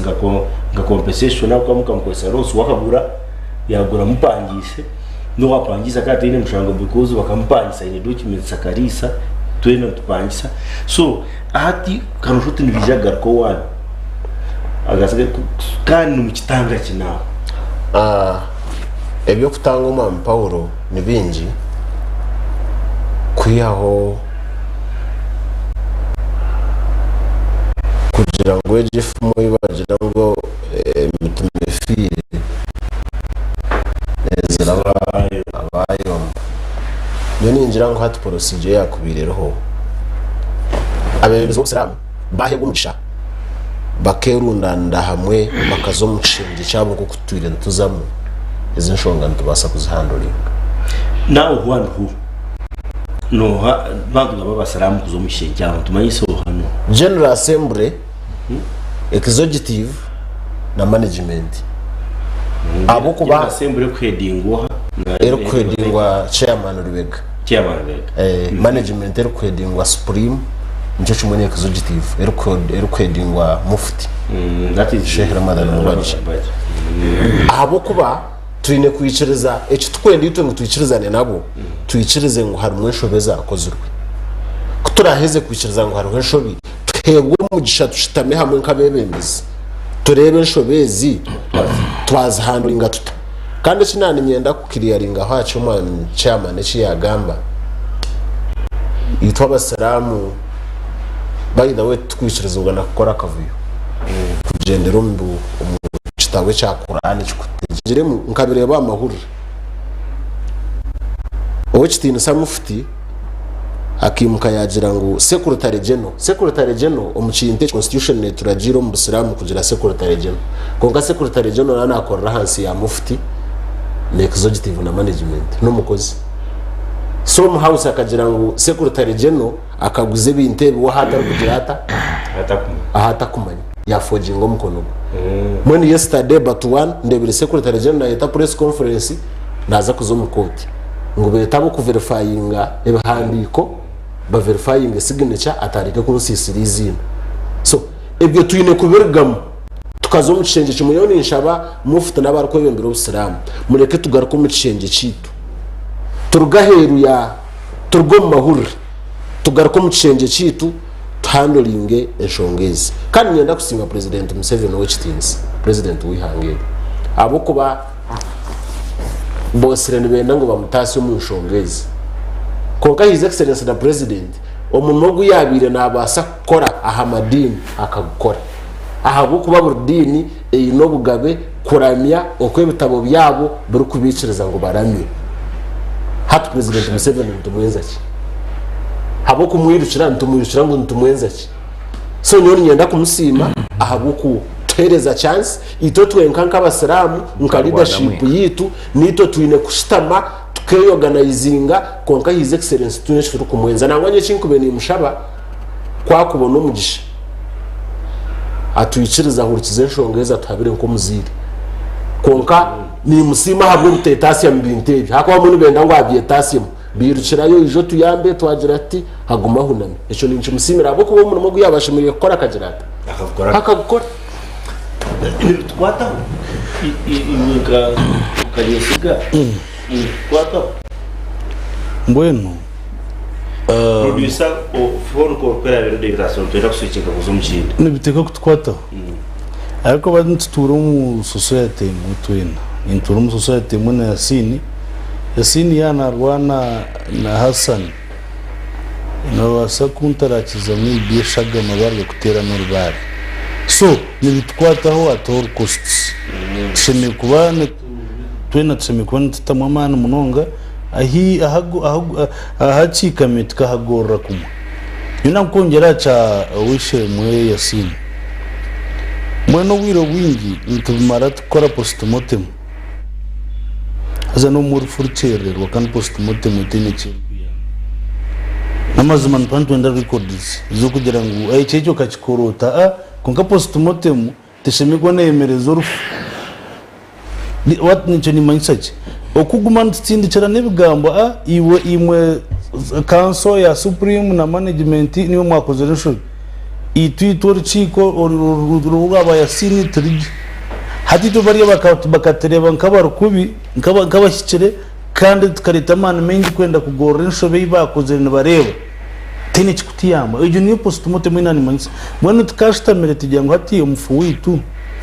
twaza kumuziko rwakanga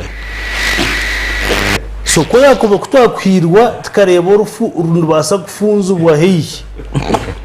would be better tereka kuspendingira umuribingi so mwenyo nkashabire nko ku Yasini yagamba kanso zezo zishitame terije mukunyura nemugwa shitame terebe what can we do umfumu muzike tumuzice nkayi kandi tumuzice rya simple because twagumana tugira ngo animwe ni bariya naba duyare ushare take a lot of time yabare munonga moderate ati abasobuta duyare amani twata ibindi ari byari twataho finally how do we move forward to move that forward for muri iki confusion when you say omwana wacu atunesha itombanya mba protestant prayer book niyo tutabire twarwo mahanda geta amezi ubuzira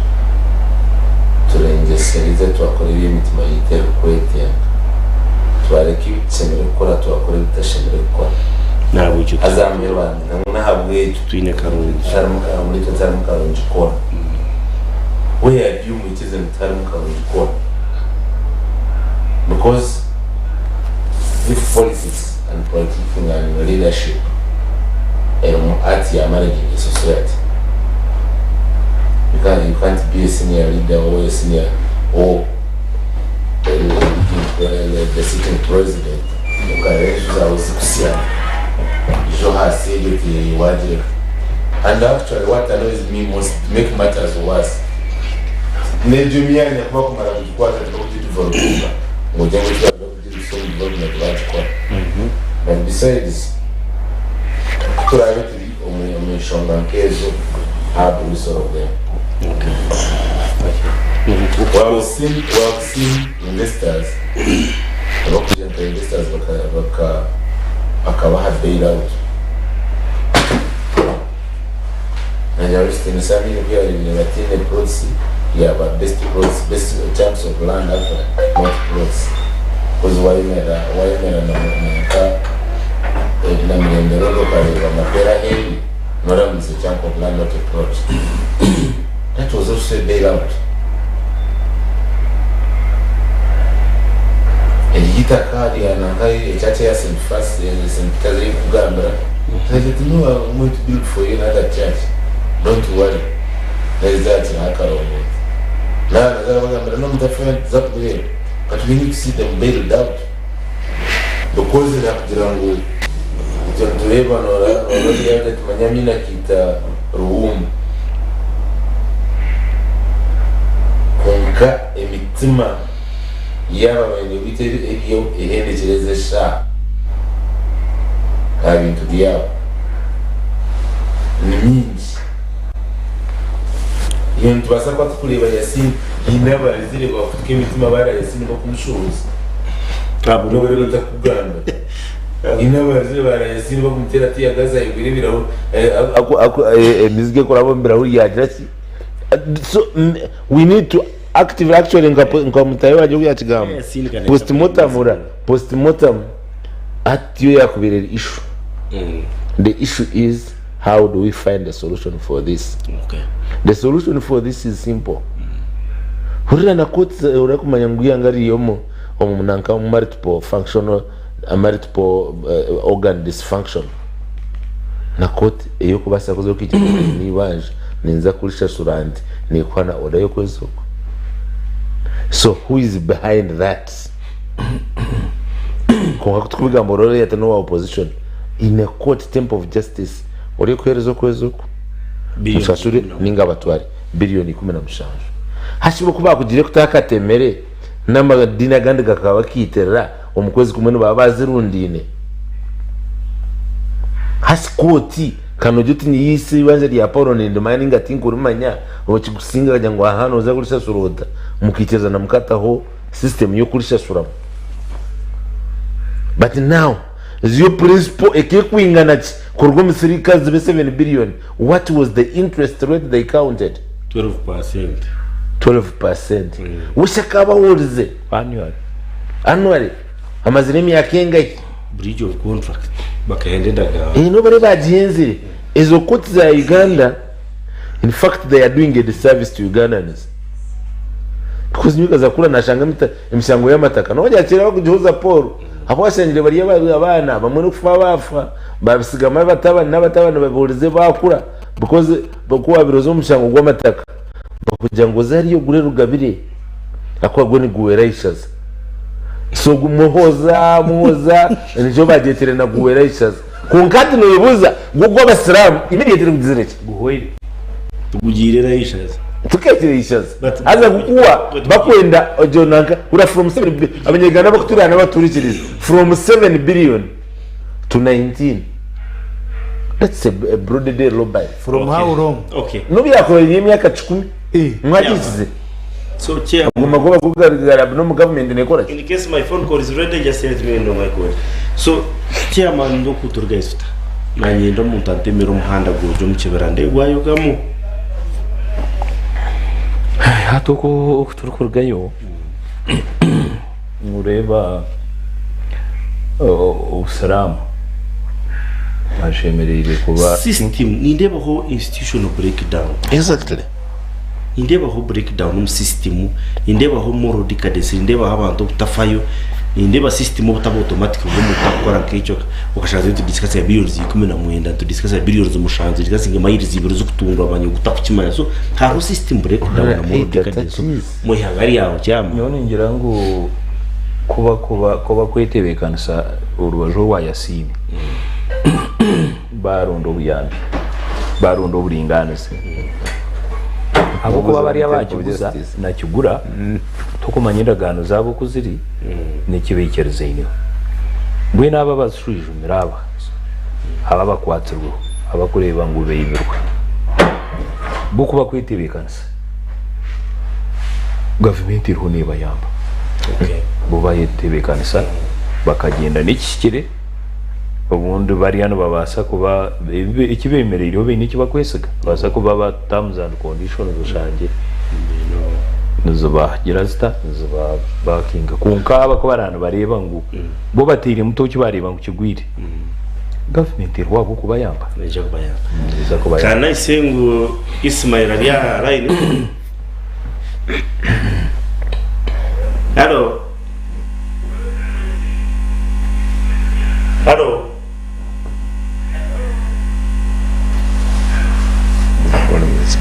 Ismo turire. Okay. Nanye na unkure mpora. Oturire jao. atamurire. Okay. So now, isma twazuntu gamba shonga z'Abasiramu twatwino mukuru Yasini kandi nyam producer yire kutungura ira katukureje kumuya twatwino mukuru Yasini yatuyamba okutereza ikishane ande ningira mu nagamba izina Yasini no manguru ya rogo n'umunyabuzare wawe tuwanje. Yes, so we are trying to get him producer mumpereze kumwe tumuhoreje pera mumuhoreje kuno studio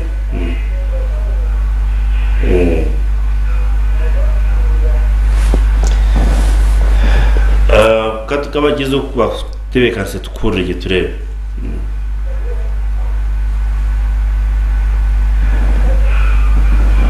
okay I think nigera ngo meja kutuyamba den tumuhoreje ngo turabasegama nawe ugiye tumuhurira producer banza sote ngiye tuje kumutiyambara no kurube ko nanjye nawo yeshonga y'Abasiramu tugite aturose. Hello. Okay, nigira ngo katugaki kuno mu studios tuje kwantu cyane producer otakfayo mpatriga yanje ahari a corruption. Our trigger our corruption. There is a minister today we call Karad.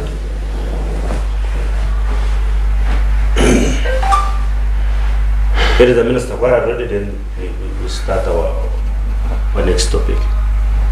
Mr. President, this thing has been hurting me. I don't sleep. I am looking for money. I am abused by colleagues that I'm not giving them money. When I give money, people do not use it for the purpose for which it has been given.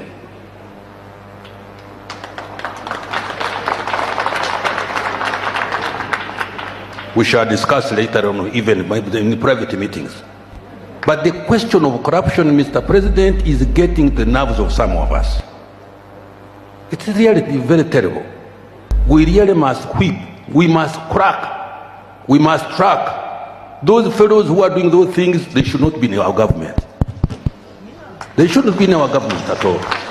You are a clean man, I'm a clean man, others also clean men and women. We work so hard. We worked hard to bring this country to where it is now. And people want to derail us, to take our country into wars unnecessarily. You know, I can quarrel badly, Mr. President, so you'll excuse me. When I get annoyed, I get annoyed. Mr. President, this thing has been hurting me. I don't sleep. I am looking for money. I am abused by colleagues that I'm not giving them money. When I give money, people do not use it for the purpose for which it has been given.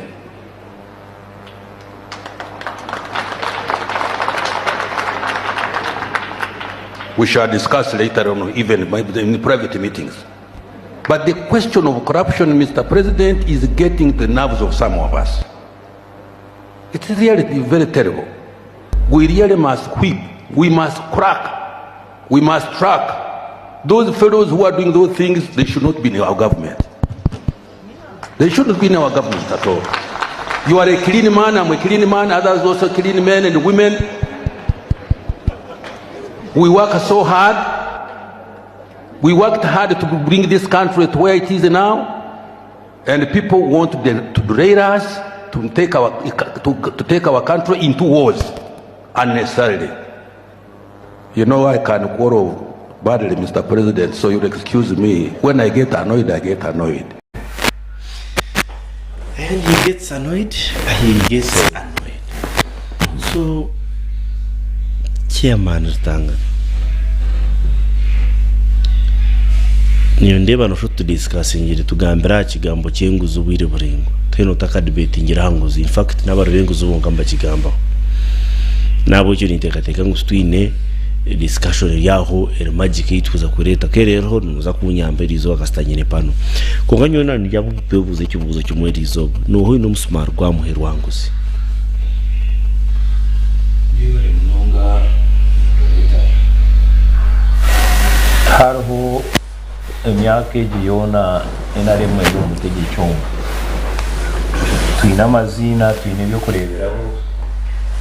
abarigi abihirwa mirimo twine ebyo kureberaho abakomerwe obuturatawuzaga amazina g'abantu aha kunkensi nebamwe hariho gavumenti etakarwanisa bwanguzi kugira ngo n'ikintu ekiri aho ngu abari b'enguzi bya natakirozi bose rero bakwatwa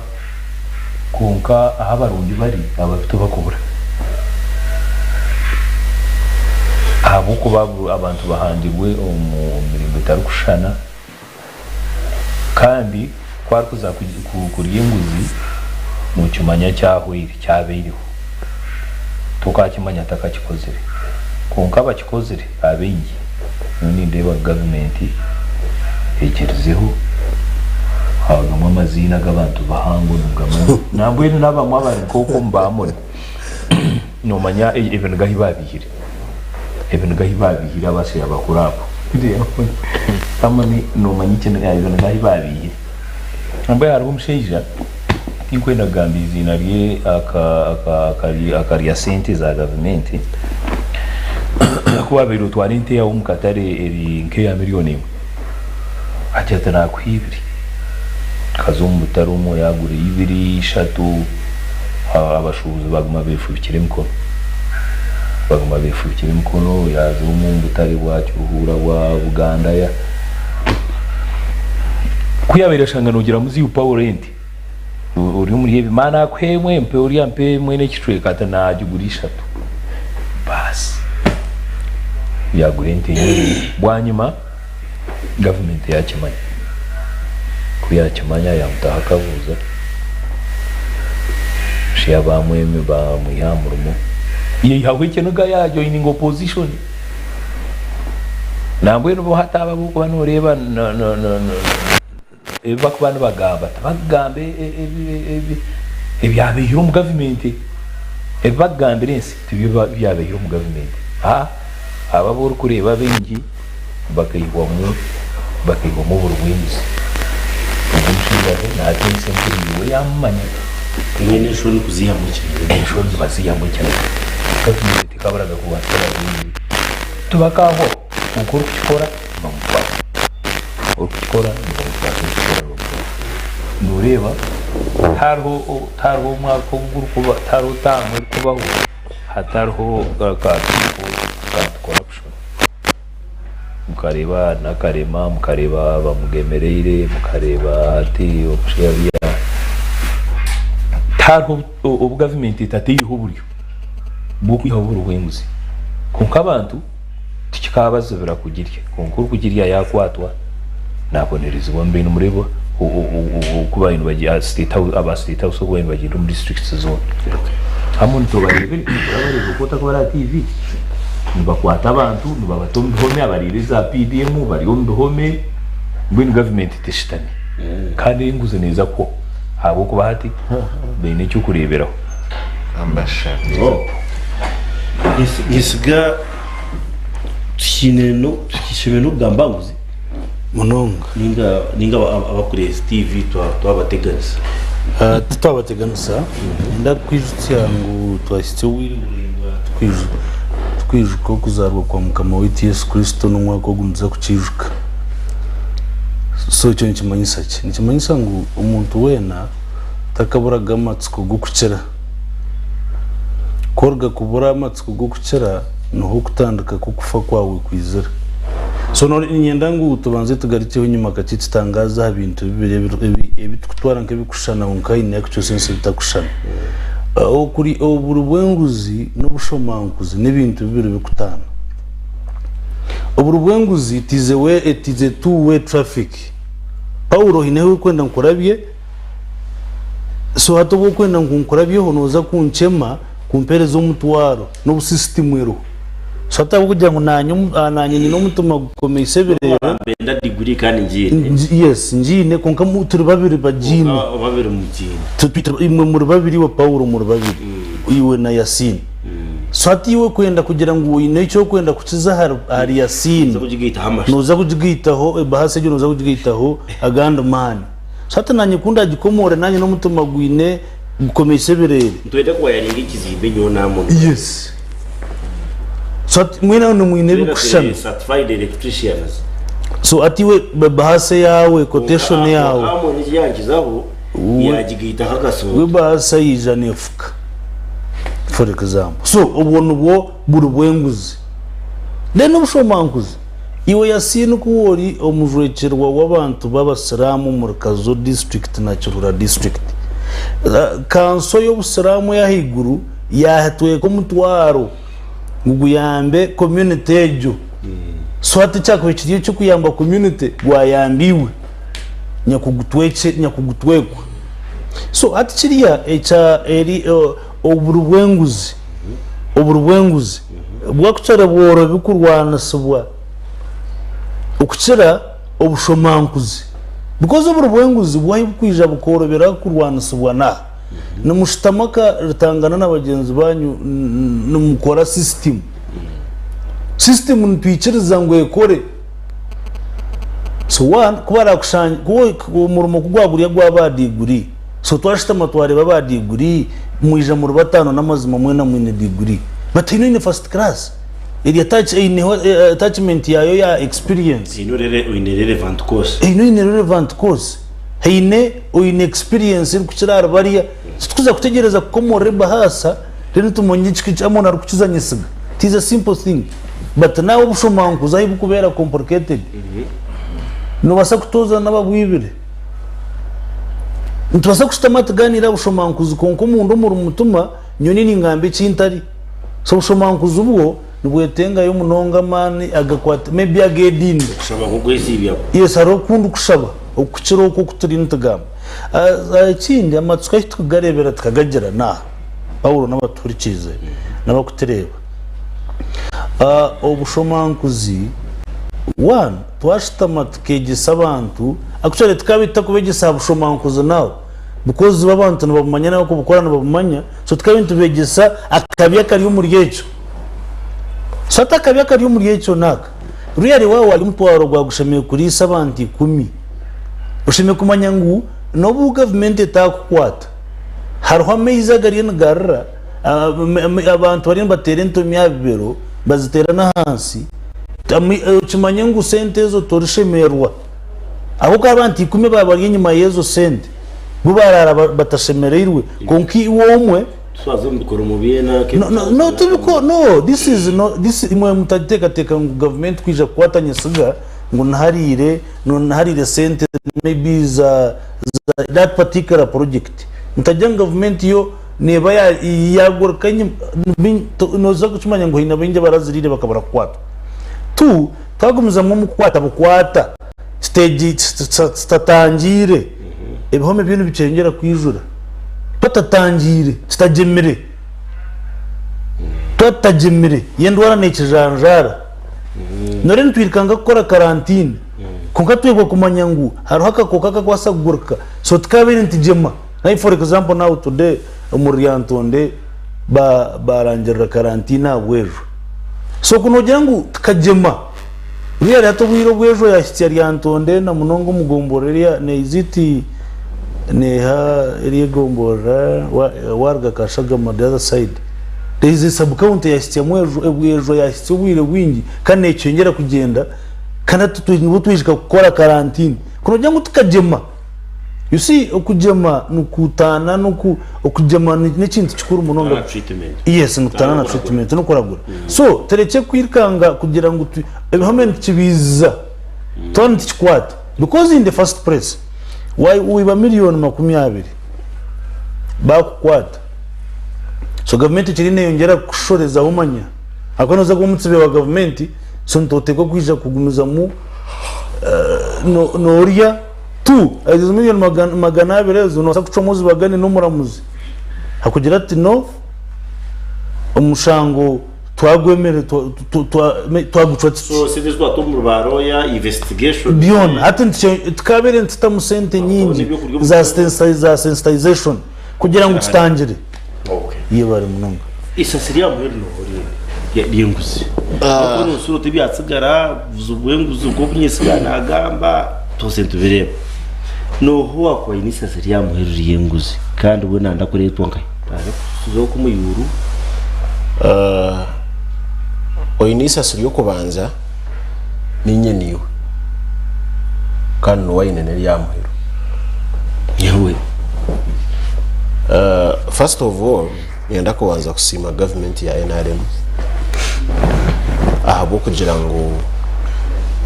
emyaka yahwira na government zahwire omuntu akaba atafuna na mugisha kumanya burire nguzo Nooha woyibere mbazi ya Abasiramu Nooha woyibere sente z'abana ba mukene nyawe Nooha utuhirama abantu Nooha ico nyenda kubanza kwisimira government nakabonero ko kubanza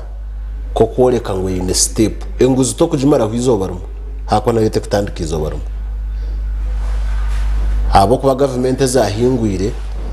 ukota kubasa kushanga umudeire montanaro mu new vision na first page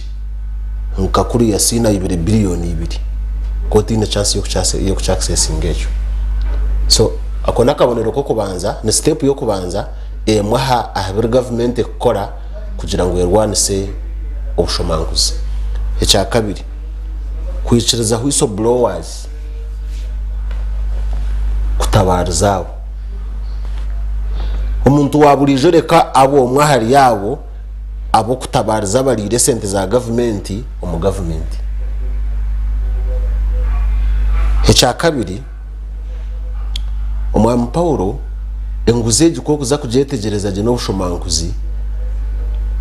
enguzi yo kubanza netandikiro muka yawo haba ryo no bari enguzi abo kuri yamabati abo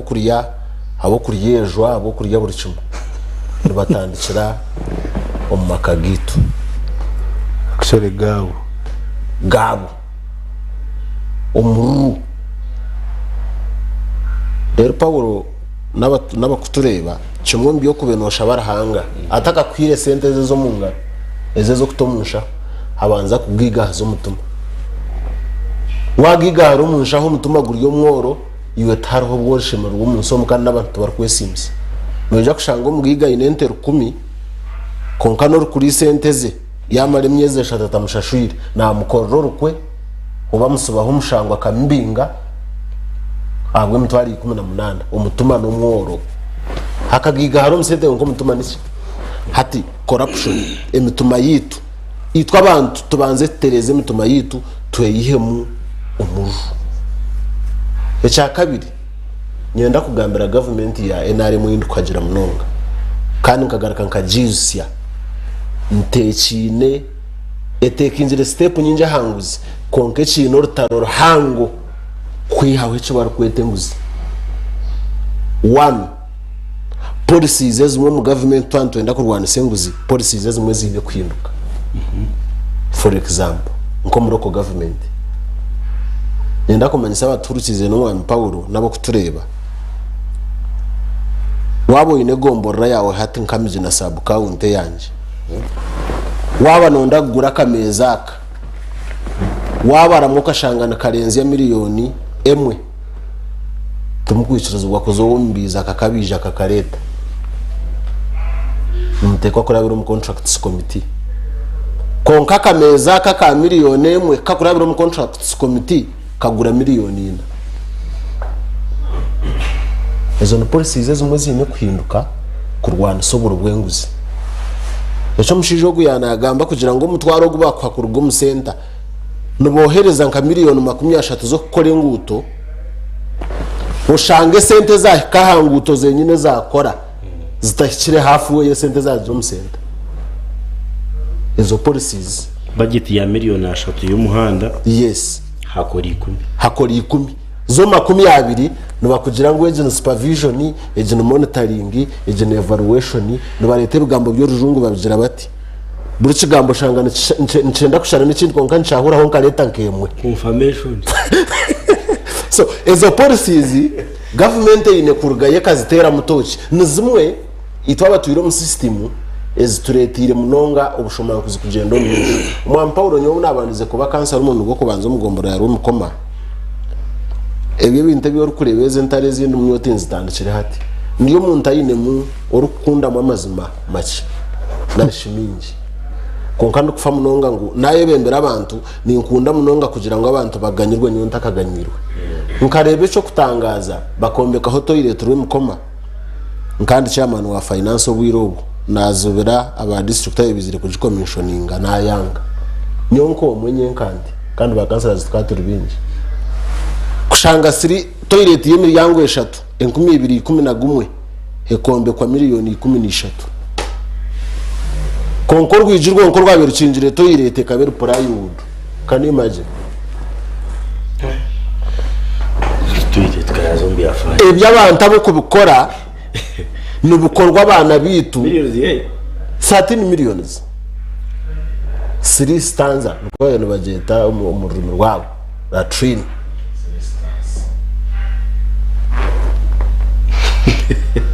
so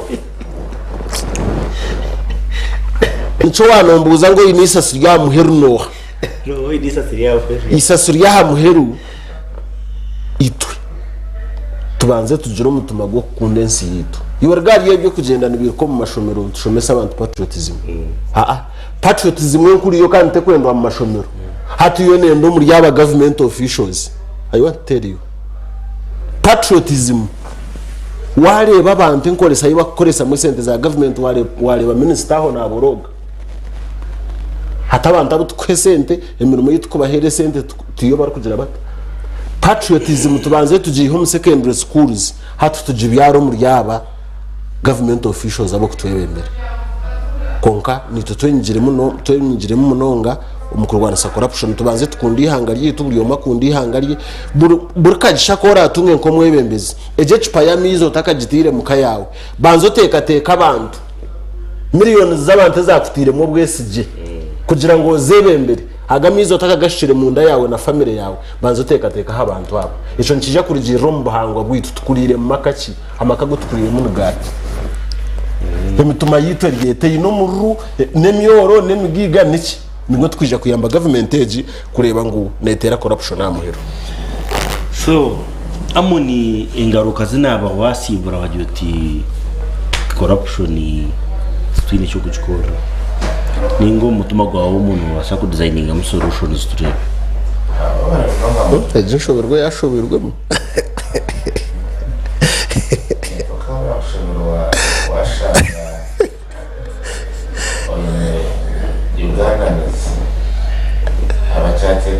normally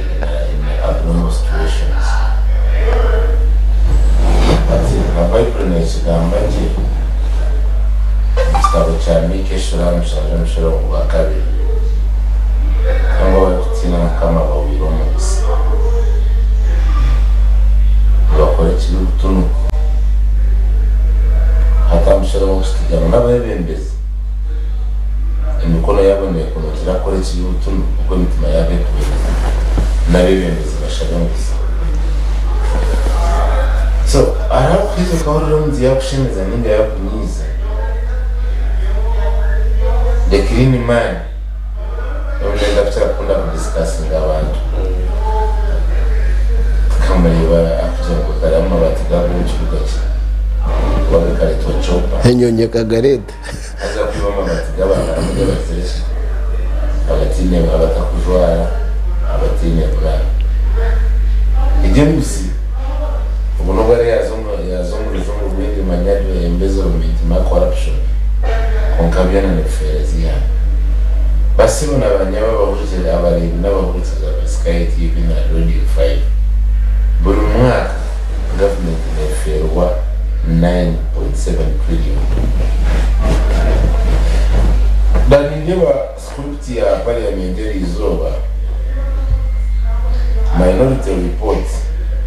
over the next supplementary budget. Bashabe supplementary budget ya 3.5 trillion. 1.5 trillion yakoze ura 1.5 trillion yakoze esibo etakeozo baza kuzeho wa Paulo ngo wa yadie na African Development Bank konkaza zakoze 1.5 and you see our members of parliament very proud but you know kuchero parliament ni wagamaza president mvunguzi orukusa you see on 2017 kafuna chance piaringa umushambo Federal Court of America ogoma ni Patrick Ho owaye kuyechituga chemitwaro $50 akatireka to senior leaders umwihangari ya Uganda ebona kwanga tuli mazina akachama no pia pabura umumuri bakaregi kumuna bitani kumondera kumuna bitani so umumuri boko bambuza yatatu bakabareserezo kureba naba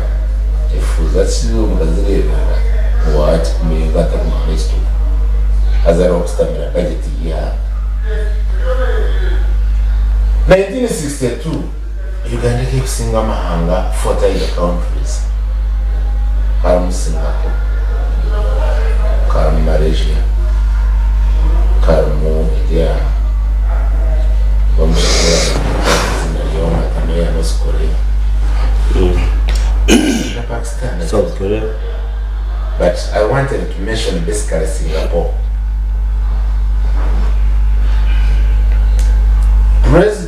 The Prime Minister was Singapore Singapore Singapore is now one of the best 5 economies in the world. Because by seven abanyabariyo abakutureba nawo twitchers. Uganda as a country and Choroza 25 I mean 20 Choroza 2 trillion to Choroza 29 trillion. So at about 29 trillion, almost half years on 9.5, 9.7. Zakorachi. Zagwa umabono gabani sigaga batemani. No. Gaimwe no give example agreed. I mean, look as I I get you. So, abuita and wanga. True. Now, Miano and Wakanga to the chance Baba Hura, Atel from the page. How many Ugandans? We have 14 million Ugandans, 14.4 million Ugandans in Uganda have mental disorders. Over 19 million Ugandans aboro. Nabaza kushomaka mahuri. Mbahura ready. Abakozira boro nibabo abibire sente zabo. Hati no shanga chairman wa paka wa district ari kutona inango babazewa kwatonka nka hafu ya ubuza kurebuza uiza kuzakora ngo kutotera ukozi goje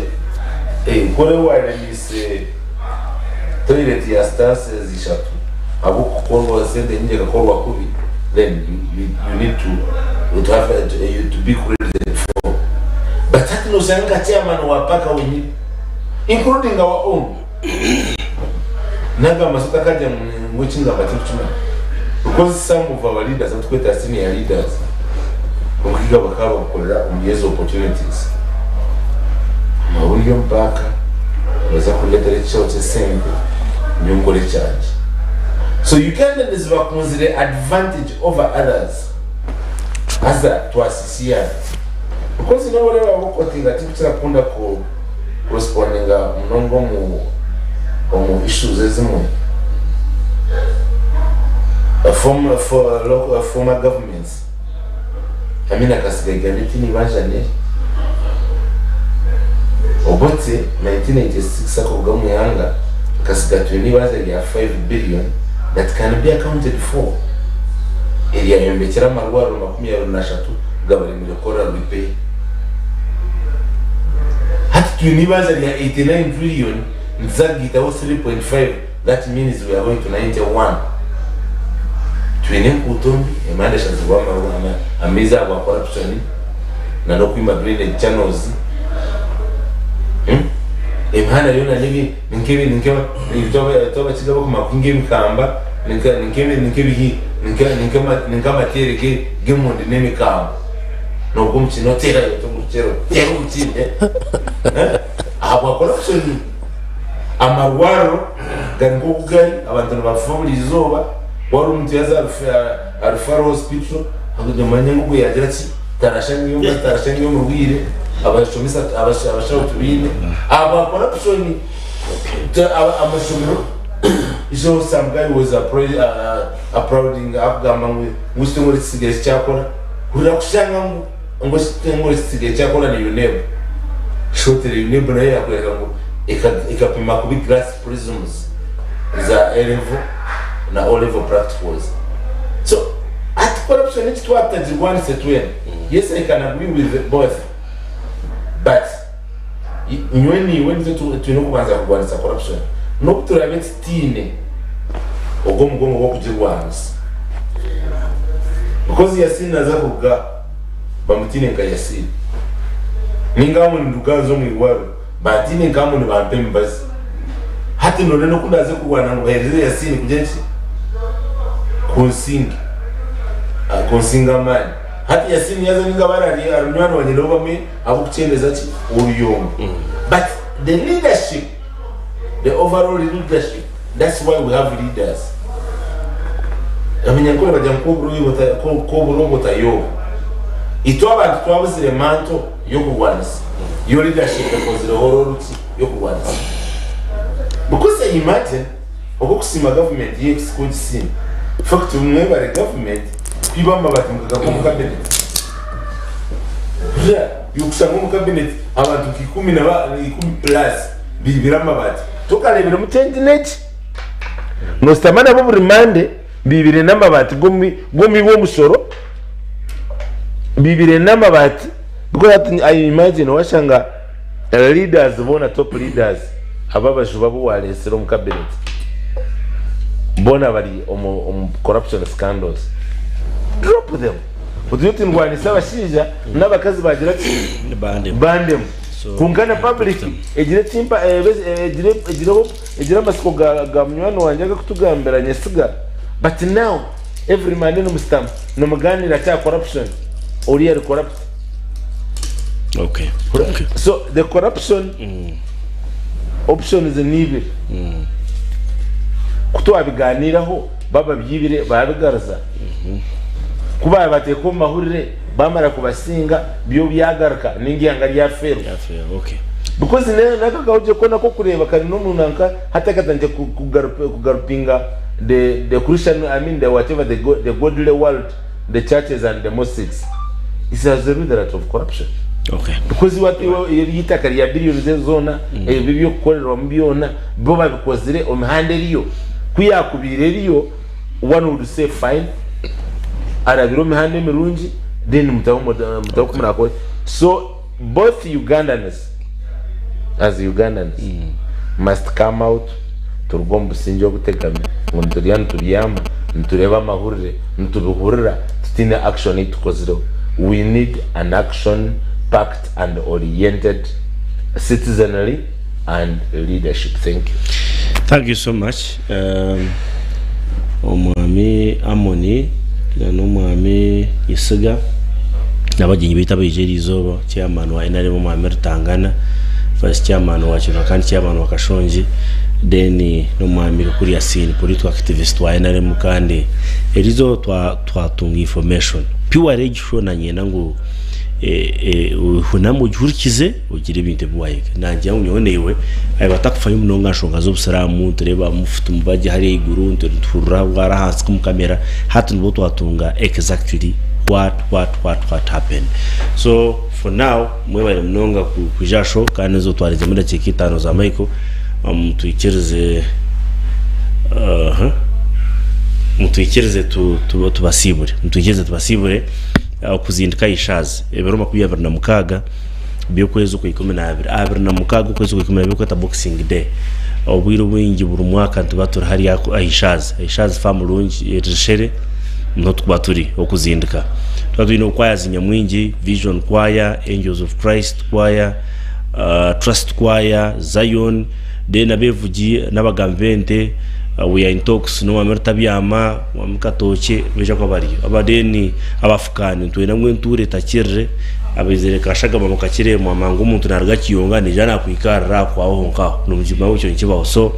n'ibintu binyi mno utamune mutware 3 abantu baburijo kandi tebone mutwara 5. So ogine ncuro yakashatu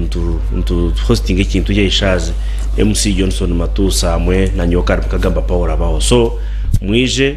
enjoying staff Sky TV staff Radio 5 na bagenzi bito binya batukwatana ubutosha ndabarizo waritu neto mwaka mwije mutagire but also mwije tunje kuri Christmas abantu muzo mukabe na bitanu mukeza kuriya kunywa kushemiro na family zanyu twena ngo tuza kutegereza umwaka kutera fireworks bamwe murona kutora hababura abana mkaga ishazi is the deal. Come and enjoy mwije, we are there at your service. Mayeta pola bahoda political surgeon kandi abo bagenyi bita beja na parolist batahibanje turantu kugeza kubaganya shonga kimurakore ugumeno businge murareje.